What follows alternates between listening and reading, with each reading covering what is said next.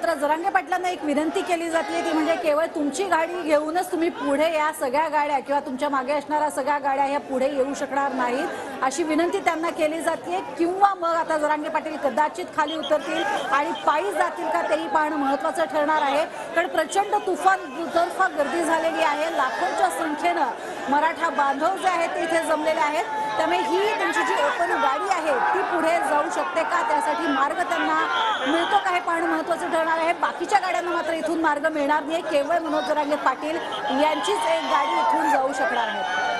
तर मुख्यमंत्री एकनाथ शिंदे जे आहेत ते आता वाट पाहत आहेत, प्रतीक्षा आहे मनोज जरांगे पाटलांची। मनोज जरांगे पाटील यांच्यासोबत त्यांचा संवाद होईल आणि त्याच्यानंतर ही दोघंही कदाचित व्यासपीठावर येऊ शकतात आणि मग तो क्षण जवळ आलेला आहे ज्या क्षणाची मराठा बांधव आतुरतेने वाट पाहत आहेत। अगदी आणि थोड्याच वेळात मुख्यमंत्री एकनाथ शिंदे आणि त्याचबरोबर जरांगे पाटील यांची एकत्र एंट्री होते का हे पाहणं महत्त्वाचं ठरणार आहे। एकीकडे आपण बघतोय या संपूर्ण मराठा आरक्षणाचे शिल्पकार आहेत मनोज जरांगे पाटील आणि दुसरीकडे हे आरक्षण देणारे मुख्यमंत्री एकनाथ शिंदे यांचाही यथोचित गौरव हा मराठा समाजातर्फे केला जाईल। कारण ज्या मागण्या होत्या, ज्या लावून धरलेल्या होत्या, काही वेळेला त्याला हट्ट असाही शब्द वापरला गेला, मात्र या सगळ्या मागण्या पूर्ण झालेल्या आहेत। सगळे सोयरे या शब्दासाठी जे अडलेलं होतं तो सगळे सोयरे हा शब्द राजपत्रामध्ये अखेर आलेला आहे आणि ज्या मागण्या होत्या त्या मी मान्य करून दाखवल्या की नाही असं म्हणत जरांगे पाटील यांनी पुन्हा एकदा आपला दुणावलेला विश्वास बोलून दाखवला। मनोज जरांगे पाटील यांनी ज्यावेळेला माध्यमांशी संवाद साधला काही वेळापूर्वी त्यावेळेला त्यांनी असं म्हटलेलं आहे की आंदोलन आपण स्थगित करतोय, मात्र संघर्ष आपला सुरूच राहणार आहे असं त्यांनी पुन्हा एकदा म्हटलेलं आहे। मात्र आजचा दिवस हा मराठासाठी,